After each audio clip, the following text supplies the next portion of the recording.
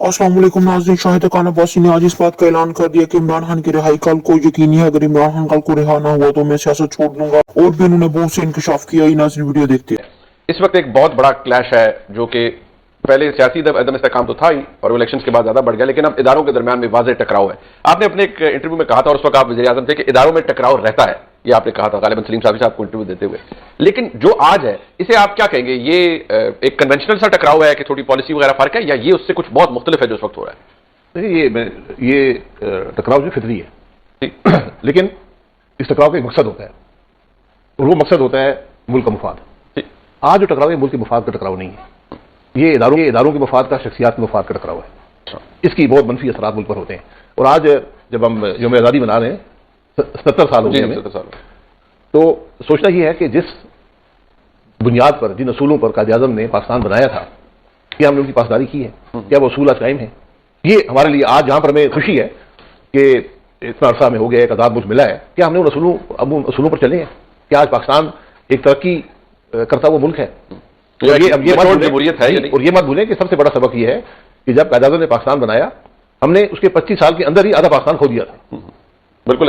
ये जहां पर आजादी का दिन है, बड़ा लम्हा फिक्रिया भी है हम सब के लिए, और खासतौर पर आज जब मैं समझता हूं कि मुल्क अपने बदतरीन बुरान से गुजर रहा है। माशी बुरान है, सियासी बुरान है, समाजी बुरान है, हर किस्म का मसला है। अच्छा भाई साहब, जहां हम आज खड़े हैं इसमें इसका हल किसके पास है? क्या सिर्फ ये हल है कि जो जहां पर खड़ा है वो 100 कदम पीछे चला जाए और एक नेचुरल प्रोसेस को रास्ता दे? क्योंकि जो तासुर ये मिलता है कि पाकिस्तान तहरीक इंसाफ कहती है हमारा मैंडेट 2024 के इंतखाब में चोरी किया गया और हम रियासती जबर का शिकार हैं, जबकि जो मुक्तदरा है वो ये कहती है कि जो अब अनफॉर्चुनेटली पाकिस्तान तहरीक इंसाफ को बिल वास्ता है बिला वास्ता एक इंतशारी टोले के तौर पर लिया जाता है। इमरान खान साहब ने अपने दौर में जो कुछ भी किया, बहरहाल उन्हें एक इंतशारी सियासी लीडर के तौर पर देखा जाता है।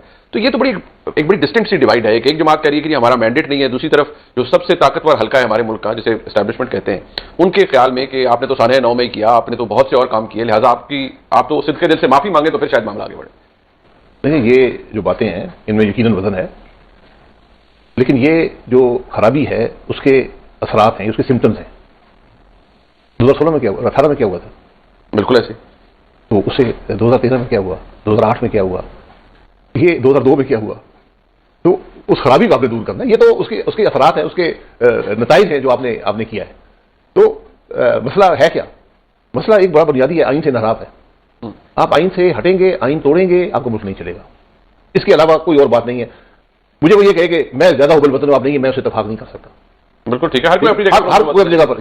ये मेयार नहीं है। फिर मेयार क्या है? किस बुनियाद पर इदारे क्यों बने हुए? मुल्क कैसे चलते हैं? घर कैसे चलता है? इदारा कैसे चलता है? आपकी ये टेलीविजन का चैनल है, कैसे चलता है? एक निजाम है। आप निजाम दुरुस्त नहीं, दुरुस्त कर लें, बैठ जाए। आज मुल्क का क्राइसिस इससे पहले भी, आज भी लीडरशिप का है।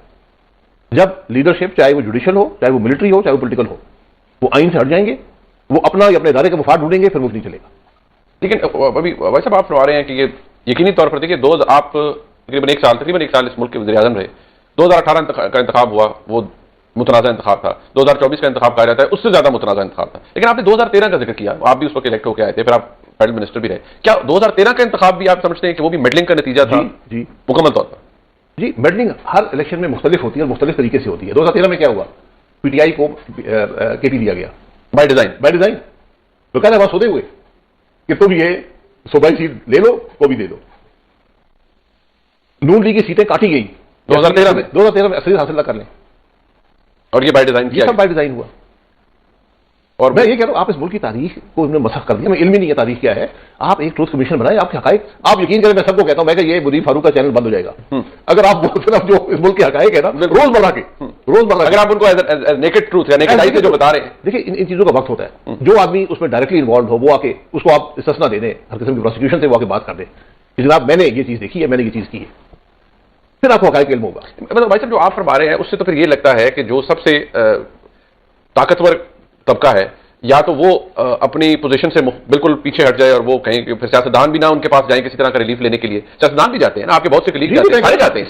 ये सबका कसूर है, सबका कसूर है। यानी जिसके पास ताकत है उसका कसूर नहीं, जो ताकत से मदद मांगते हैं उनका भी कसूर। आप दुकान खोलेंगे तो गाहक आएगा ना, तो दुकान मत खोलें, परमानेंट बंद कर। आपको एनओसी नहीं है ना दुकान नहीं, बात तो आपकी ठीक है, लेकिन अब जिस जगह हम खड़े हैं, क्या महज दुकान बंद कर देने से या मतलब एक मामले को चले रुक जाने से सियासी बहरान खत्म हो जाएगा? क्योंकि अब मसला ये है ना भाई साहब कि आप आज की तारीख में अब 2 दिन पहले आप क्योंकि समझते हैं, आप फॉर्मर प्राइम मिनिस्टर हैं, कि एक साबिक DGISI को उनके खिलाफ फील्ड कोर्ट मार्शल की प्रोसीडिंग्स इनिशिएट की गई हैं। पोस्ट रिटायरमेंट बताया गया है प्रेस रिलीज के साथ कि जी उन्होंने पाकिस्तान आर्मी एक्ट की वायलेशन की है। अब आप मुझे बताइए कि वो इदारा तो ये कह रहा है कि जी हमने तो अपने किसी को भी नहीं छोड़ा और हमने और बहुत से लोगों को प्रोसिक्यूट किया है और प्रोसिक्यूट कर रहे हैं। ये लफ्ज ये है ना। हाँ ठीक है। हम किसी सियासी जमात को कैसे या किसी इंतशारी टोले को कैसे छोड़ सकते हैं? भाई बिल्कुल बिल्कुल मत छोड़े ना, ये काम हुकूमत का है। बात ये है कि एक जनरल को गिरफ्तार किया गया, मैंने नहीं किया, फौज ने खुद किया। आज एक वज़ीर-ए-आज़म जेल में है, साबिक वज़ीर-ए-आज़म। सही। कल एक और वज़ीर-ए-आज़म जेल में था, उनकी मैं भी जेल में, आप जेल में रहे, तो आज वज़ीर-ए-आज़म ये भी जेल में थे, जेल में सदर थे, ये भी जेल में थे, बेटे भतीजे सारे जी ये भी जेल में थे। एक लंबी लिस्ट है। आज जो पहला काबीना है ये शायद मेरा ख्याल है कि 70-80% जेल में। वीडियो के बारे में अपनी तफसीलात जरूर दीजिएगा। अच्छी लगी हो तो मेरा चैनल भी सब्सक्राइब कीजिएगा। ताउन करने का बहुत शुक्रिया। लाने के बाद